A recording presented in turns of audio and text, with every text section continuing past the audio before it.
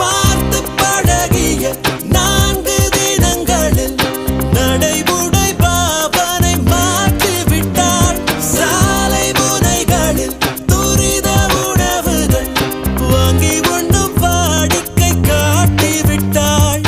கூச்சம் கொண்ட தென்றலா இவளாயுள் நீண்ட மின்னலா உனக்கேற்ற ஆணாக என்னை மாற்றிக்கொண்டேனே.